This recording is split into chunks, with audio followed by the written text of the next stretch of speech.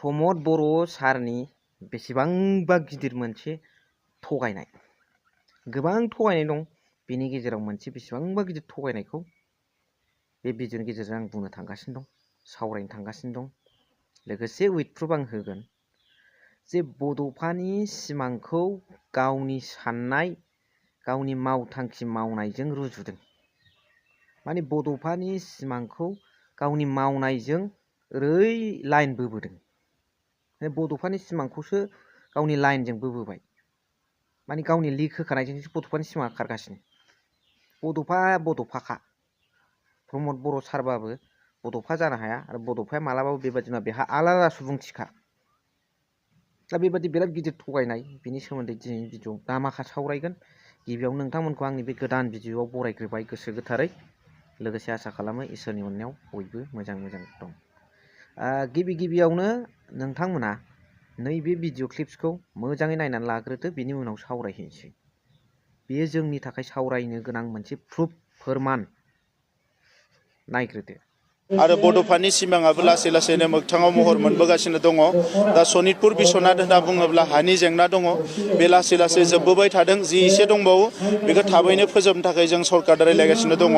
गामि सोसननायनि बाथ्रा दङ आरो माखासे गामिया बर' कसारि काउन्सिलाव सोसननायनि बाथ्रा दङ।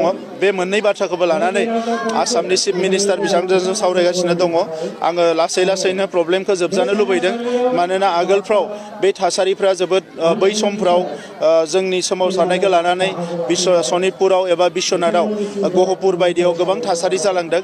दा नैबे समाव जाहाथे खुनु रोखोमनि गाज्रि थासारि जानो हाया, बेखौ नोजोर बोनानै जोङो बिटिआर एकर्डनि मोनफ्रोमबो दफाया जाहाथे लासै लासै जाफुंसार महर मोनो, बेखौ जोङो नोजोर होना खामानि मावगासिनो दङ। आथिखालाव जे बिटिआर सोसननायाव 60 बेबायदि गामिफोरा सोसनजाबाय, नाथाय बिथांमोनहा बेखौ साननानै गोबां जिंगायाव दं जे फैबाय थानाय बिटिसि बिसायख'थियाव बिथांमोना होनो हानायनि मोन्थायखौ मोनगोन ना मोना? बिथांमोननि बिटिसि बिसायख'थियाव भट होनो मोननायखौनो लानानै जों खामानि मावगासिनो दङ। मानोना बिथांमोनाथ' अलरेडि बिटिसिआव हाबखाबाय, नाथाय बिथांमोनजों लोगोसे आरोबाव माखासे गामि दङ जाय गामिखौ सोसननांगौ। बिनि थाखायबो जोङो सरकारखौ नारसिननानै माखासे खामानि मावगासिनो दङ। दिनै जे सारखौ खोनानो मोनदों, दिनै सारा गोबांथार ओनसोलाव बेबायदि जौगाथायनि खामानिफोर मावगासिनो दङ आरो दिनैबो बेयाव नुजाथिनायनि गेजेरजों सारा मोनसे बेबायदि अनसुंथाइ होनायनि बाथ्रा फोसावदों। दा बेनि गेजेराव सारा जोङो सुजित नार्जारि, जोंनि गिबि मुंख्लं, बिथांनि मुङाव जोंनि जि 40टा समस्ति दङ, बेयाव 40टा अडिट'रियाम लुनाय जाबाय, 40 अडिट'रियाम लुनाय जाबाय। बिर सिलागां जांख्रिथायारि दैदेनगिरि, बिथांनि मुङाव बिटिसिआव 40टा समस्तियाव अडिट'रियाम लुनाय खामानि सोलिगासिनो दङ। सुबुंथिनि थान्दै बिनेश्वर ब्रह्म, बिथांनि मुङाव मोनसे गियान केन्द्र एबा नलेज सेन्टार लुनाय सोलिगासिनो दङ। गासै दासिम 220 नलेज सेन्टार लुनाय जाबाय। दा बेबायदि गोबां खामानिफ्रा सोलिगासिनो दङ। जिहेतु सनितपुर बिश्वनाथनि माखासे गामिया बड'लेण्डआव हाब्बाय आरो हाबगोन, दा बे ओनसोलावबो बे खामानिफोरखौ जों लासै लासै मावलांबाय थागोन। नुनो मोनबाय जे बड'फानि सिमाङाबो लासै लासै जानो थांगासिनो दं। बेखौथ' सावरायखागोन। बिनि सिगां आङो नैबे खोथाखौसो बुजियाखै। मानगोनां बर'लेण्डनि फार्स्ट मार्टियार सुजित नार्जारि बिथां, लोगोसे बिर सिलागां बिथां मोननि नामावहाय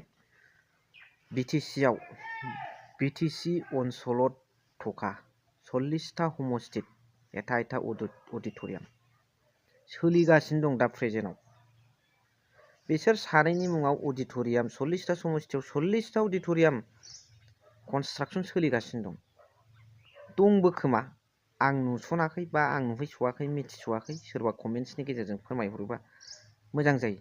नाथाय आं सोंनो सानो, दतमा समस्ति, बनरगाव समस्ति, देबोरगाव समस्ति, बावखुंग्रि समस्ति, कसुगाव समस्ति, जमदुवार समस्ति, बेहाय बबे जायगायाव अडिट'रियाम लुनाय सोलिगासिनो दङ? आंथ' नुनाय जायाखै। बेसिकेलि देबोरगाव समस्तियाव बबे जायगायाव, बबे गामियाव लुदों फालाय अडिट'रियामखौलाय बिथांमोननि नामाव? सोरबा खिन्थाहरोबा मोजां जायो। आरो नैबे बिनेश्वर ब्रह्म सारनि सुबुंथिनि थान्दै बिनेश्वर ब्रह्म सारनि नामाव लुदों मोनसे गियान केन्द्र। बहा जे थागोन, नाथाय बे 40टा समस्तियावबो 40टा सासे गेदेमा सुबुंनि मुङाव अडिट'रियाम बहाय फालाय खोन्थाहरब्ला मोजां जायो। बेजों लोगोसे मोनसे खोथाखौ आङो बार बुंबोबाय थादों जे डिसिआ आखायाव लानाय मानि आसाम गभर्नमेन्टआ आखायाव लानाय, आसाम गभर्नमेन्टआ डाइरेक्ट मावाखैबाबो इनडाइरेक्टलि आसाम गभर्नमेन्टआ मावनाय जायो जे 6 शिड्युल प्रभिजनाव डिसिआ मालाबाबो हाबनो हाया, बेयो जोंनि मोनखानाय खमथाखा। नाथाय बेवहाय डिसिआ हाबफैनाय मानि डिसिनो पावारखौ होनाय, डिसिनो पावार होनाय मानि आसाम गभर्नमेन्टनो पावार हरनाय, डिसि मावनाय मानि डिसि इज डाइरेक्टेड फ्रम दा आसाम गभर्नमेन्ट। होनब्ला बेवहाय नोंनि लकेलिटि जोंनि मा बेखौ बे मिन्थिला, आसाम गभर्नमेन्टनि अर्डार मथे मावजोबसै। दा बेनिनो मोनसे एग्जाम्पोल हिसाबै जोंहा माखासे दाबाफ्राव आरो अनेक खोथा आं बुंलांनो थांगासिनो दं। नैबे दा प्रेजेन्टआव सोलिबाय थानाय खोथाखौ बुंनोसै आङो जे डिसिआ मानो गार्डेन थांनानै मनिटरिं खालामनांगौ, बेसेबां फैसा हाबदों, बेसेबां दावबायारिफोर हाबदों, टिकेटआ बेसेबां फानखांखो, बे आइफावालिया, बे धिरबिला, बे खाथि खाला ओनसोलनि गार्डेनफ्रा सोरनि? जोंनिसो, जोंनि बर'फोरनि, बर' एरिया, जोंनि फैसाजों जों बानायनाय।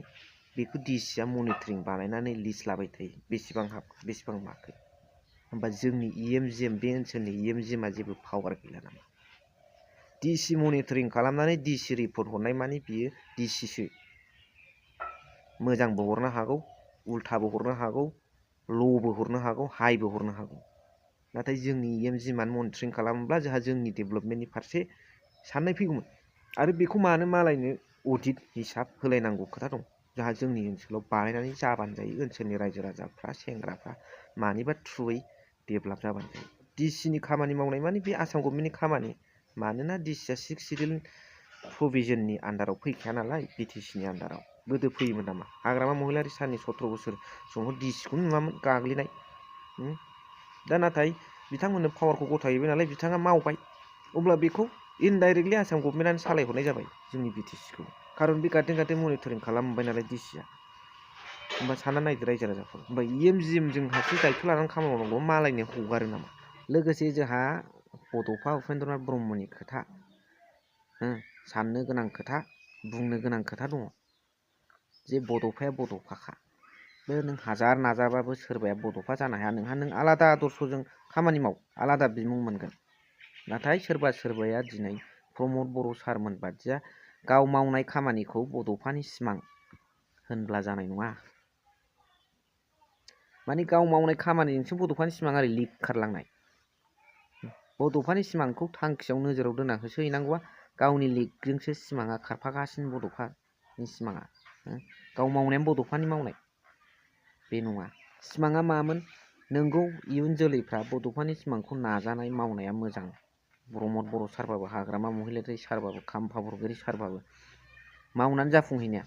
दा बिथांना जे डिसिनो पावार गथायनाय,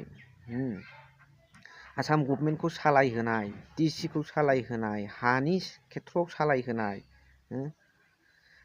गार्डेनखौ नायदिंहैनाय, पिकनिक स्पटआव थांनानै बेसेबां फैसा हाबदों कालेक्सन खालामहैनाय, बिटिसिनि अडिटखौ निकन गुबुननो अडिट होनाय, लकेलनि खामानिखौ गुवाहाटिनि कन्ट्रेक्टारनो होनाय, गुवाहाटिनि गोजान लेबारनो होनाय, लकेलाव मोनैया मा बड'फानि सिमांमोन? सार रन्जन दैमारि सारा सान्थि सुखि जाखांनायनि उनावबो आरो बिथांजों लोगोसे मर देन 60 मेम्बार्स अफ एक्स एनडिपि बिथांमोना जेलाव थानो गोनां जादों। तेखेतসকলক जेलत फट'आ जेलत राखाथ' मा बड'फानि सिमांमोन नामा? लाब गैया सार थास्लिमनानै। बिटिआरखौ आजावनानै डिग्रेड जानाया बड'फानि सिमांमोन नामा? आपग्रेड जानायासोमोन, बड'लेण्डआसोमोन। बोरो माथो फंसेबो रिभलिउसनारि वेबनिफ्राय फैनाय सासे दैदेनगिरिया प्रमद बर' सार बादिया गाव बुंनानै लायो माथो रिभलिउसनारि जांख्रिथायनि गेजेरजों फैनाय होननानै। बड'लेण्डनि शब्दखौनो सियाराव जिरायनाय लोगो लोगो जालदाब बावबाय। गुबुनारिफोरखौ थांना थानायनि मोन्थाय होनानै दे बयखौबो हो, बर'फ्रा बर'नि हायावनो एबेक्सन जानाया मा बड'फानि सिमांमोन? बन लायनो थानाय सासे सुबुंखौ खाथिनिफ्राय सुटआउट गावनाया बड'फानि सिमांमोन नामा कनसिडार गैयामोन बेखौ बुनो हायामोन सेबनो हायामोन फाइन फोनांनो हायामोन गाव मेलेम गलायनाय गावनिया अनेक खोथा दं सार दा रायजो राजाफ्रा मा सानो बिनि सायाव मोजाङै कमेन्ट्स हरबानो जाबाय आङो नेनानै थागोन I am waiting all of your comments in my comment box okay जाबाय थेंक इउ सै फोजोबबाय थेंक इउ फर वाचिं लाभ इउ अल